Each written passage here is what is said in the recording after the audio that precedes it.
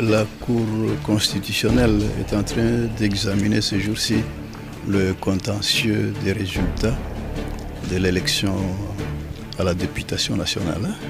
La loi nous donne 2 mois pour examiner tous les recours qui pouvaient être introduits. Alors le président s'est rendu compte que nous sommes largement au-delà du délai de 2 mois. Il voulait savoir pourquoi on en est arrivé là. Et je lui ai expliqué que nous avons plus de 1240 dossiers que nous avons reçus. Et à la Cour, il n'y a que 7 juges qui peuvent siéger en cette matière-là. Alors, vous comprenez vous-même, 1240 pour 7 personnes en 2 mois, humainement, ce n'est pas possible. Vous savez, nous sommes dans une matière politique. Et en politique, il y a beaucoup de passion. Il y a eu plus de 15 000 candidats à la députation nationale pour 500 sièges qui sont prévus à l'Assemblée nationale. Alors, vous comprenez déjà que cet engouement a fait qu'il y a eu beaucoup de gens et ceux qui ont perdu ne se croient pas nécessairement vaincus. Ils s'imaginent qu'il s'est passé quelque chose et c'est eux qui méritaient.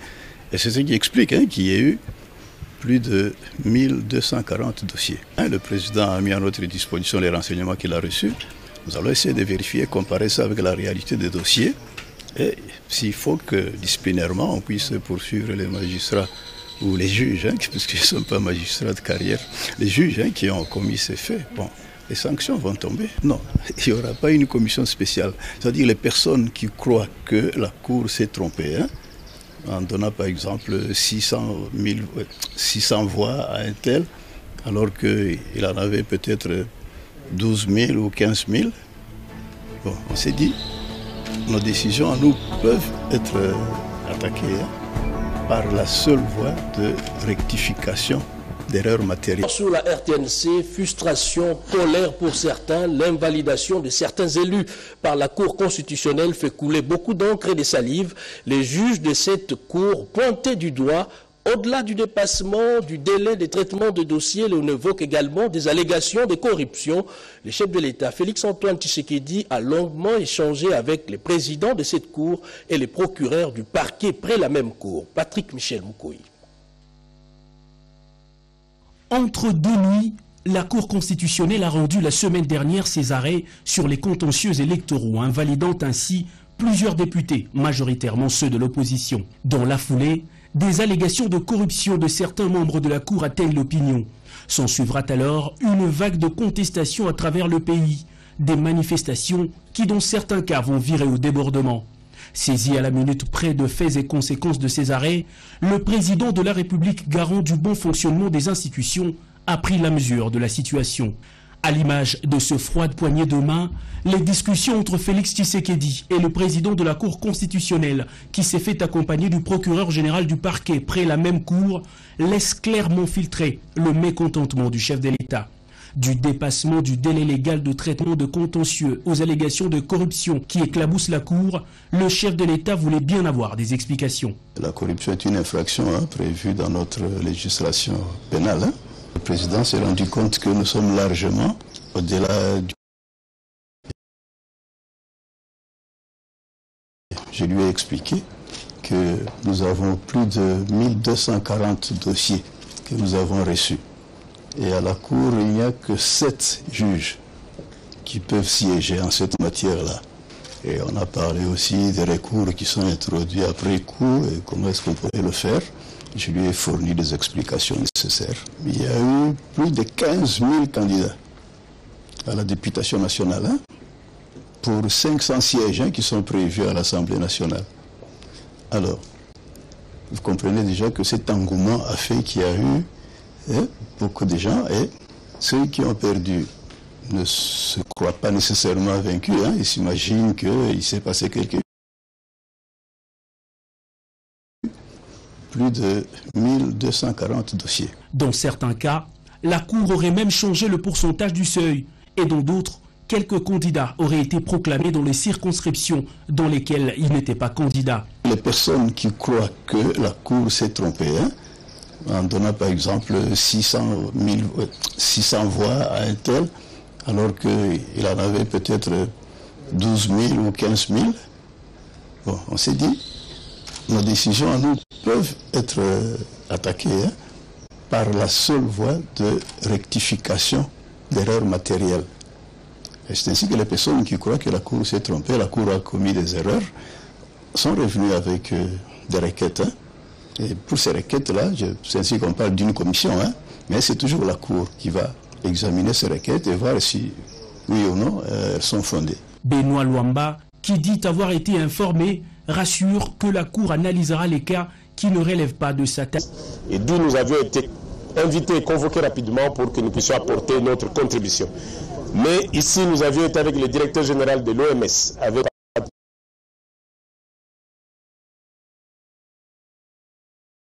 du Grand Nord qui était avec moi. Et donc, nous revenons de ce grand voyage avec une attente de joie. Les autorités coutumières sont donc appelées à jouer leur rôle auprès des communautés des bases. Réunis à Kinshasa la semaine dernière, les chargeurs africains ont levé l'option de s'investir résolument dans la création de la zone de libre-échange. Le directeur général de l'OGFREM en parle ici au micro de Guy Matundo.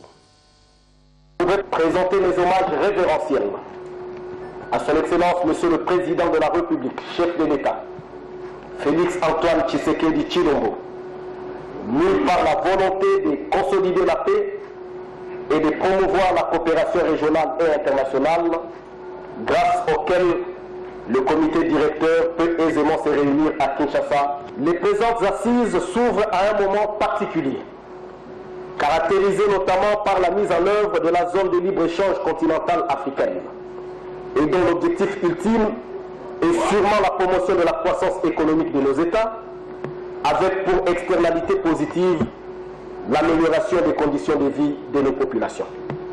Les conseils des chargeurs ne doivent pas rester spectateurs de ce tournant décisif. Ils doivent non seulement accompagner cette œuvre, mais aussi renforcer davantage leur rôle et leurs interventions. Les conseils des chargeurs jouent également un rôle dans l'accompagnement des chargeurs auprès des bailleurs de fonds, dans les manifestations foraines, sans oublier l'organisation de nombreux séminaires de formation en vue de renforcer les capacités du personnel des conseils des chargeurs. C'est ici le lieu de souligner que les conseils des chargeurs ont la responsabilité d'assurer le suivi et la gestion du fret, aussi bien dans les ports de transit que dans les corridors de désenclavement. Car, rappelons-le, le fret est un outil de souveraineté de chaque État. Je ne mettrai pas de souligner la contribution inestimable apportée par le conseil des chargeurs dans la réalisation des études et la recommandation des stratégies au gouvernement pour faciliter le déroulement du commerce. À titre d'exemple, laissez-moi vous informer que c'est l'OGFREM, à travers son séminaire historique de l'enseignement ici à Kinshasa, qui a conçu le système de guichet unique en République démocratique du Congo et a proposé l'idée de réduire de 20 à 4 le nombre de services devant intervenir aux frontières. Et dans les prochains jours, l'on ne parlera peut-être plus des problèmes de rupture des stocks en produits pétroliers dans le Kasaï, du moins dans l'espace Kasaï. Le ministre intérimaire des hydrocarbures, John Kwet-Moine-Kwet, a présidé une réunion à ces sujets. Georges-Frédéric Ndibou. Après avoir inspecté le poste frontalier de Kasumbalesa en vue de s'enquérir du système de fonctionnement de la logistique des transports des produits pétroliers, toujours à Lubumbashi, dans la province du Haut-Katanga, la mission du ministre intérimaire des hydrocarbures, John Kwet-Moine-Kwet, avait entre autres pour objectif d'apporter des réponses rapides à la problématique d'approvisionnement du Grand Kasaï en produits pétroliers. C'est dans cette optique qu'il a été reçu par le DGA de la Société nationale de chemin de fer du Congo, M.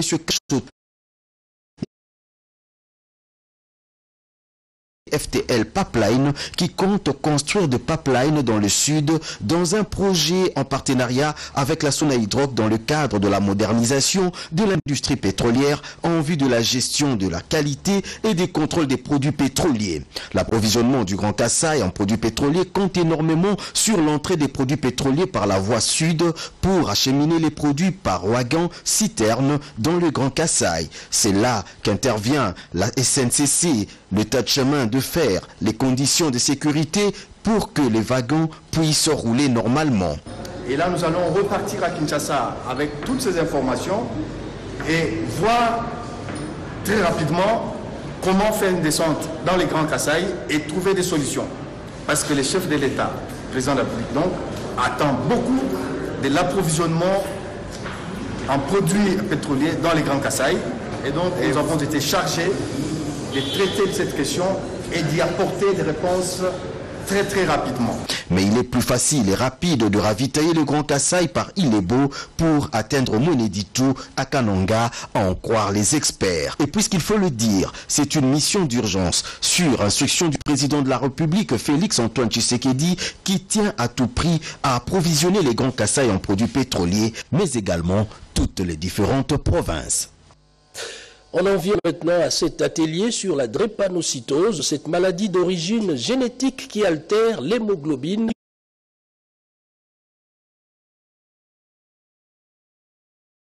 Mise en charge, le détail dans ses commentaires des Bobo Ananokonzi. C'est une maladie d'origine génétique qui alerte l'hémoglobine. La drépanocytose fait partie de ces pathologies qui pèsent sur les économies des ménages et nécessitent une conjugaison des efforts pour une prise en charge efficace des patients scientifiques sous le thème « Un partenariat durable pour une lutte efficace répond à ces besoins communautaires d'apporter une couverture sanitaire adéquate ».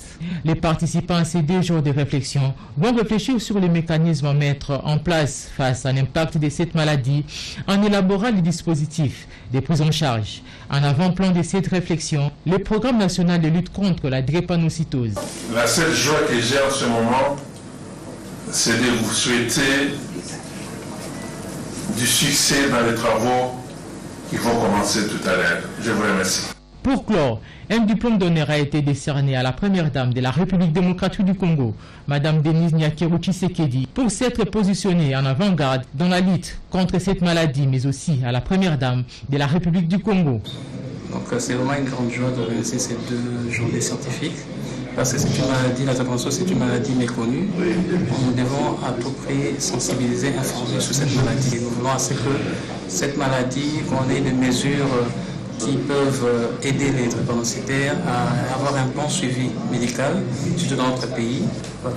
Nous faisons un appel aussi à la première dame, Mme Denise Nyakero Tshisekedi, qui a pris en main cette lutte comme une lutte qui est la sienne. D'autres diplômes ont été décernés également aux chercheurs dans ces domaines qui ont, dans la plupart des cas, participé à faire avancer la prise en charge de la drépanocytose. La foi qui déplace les montagnes, y a-t-il une autre qui déplace les montagnes d'immondices? En tout état de cause, le nouveau gouverneur de la ville de Kinshasa affiche sa détermination à mettre fin à ces montagnes d'immondices dans la ville. Jean Tiningobila vient d'ailleurs de lancer l'opération évacuation des déchets. Lisette Mujinga et Thomas Bassiloa. Le gouverneur de la ville-province Kinshasa, Jean Tiningobila Mbaka, déterminé à mettre fin à l'insalubrité dans la capitale congolaise. C'est par la mise en œuvre d'un vaste programme dénommé Kinshasa Bopeto, dont un des volets importants est axé sur l'assainissement de la ville à travers des actions de grandes envergures. En attendant son lancement officiel, le gouverneur de la ville a initié une opération d'évacuation des immondices dans des sites. Il s'agit de l'avenue Sayo à Kasavubu, où Jean Tiningobila Mbaka s'est rendu compte de l'effectivité de ces travaux. L'autre site, c'est l'avenue de Poids Lourd qui sera assaini sur toute sa longueur. C'est la société Adi Construction qui exécute ces travaux financés sur fonds propres de la ville. Après Sayo et l'avenue de Poids Lourd à Kingabwa, le cortège du gouverneur s'est emballé en direction de la Tchangou, particulièrement au centre d'enfouissement et de traitement d'Impassa. Question de s'assurer que toutes ces immondices évacuées atterriront à un endroit approprié. L'entrepreneuriat et la jeunesse, 2 concepts qui touchent particulièrement un public jeune. C'est justement le thème des États généraux de la jeunesse organisés ici à Kinshasa. Georges Frédéric Ndibou nous en parle sur ces images de Tony Juma. L'entrepreneuriat et le changement de mentalité, thème des États généraux de la jeunesse congolaise tenus du 14 au 16 juin 2019 dans la salle de conférence Notre-Dame de Fatima située dans la commune de la Gombe.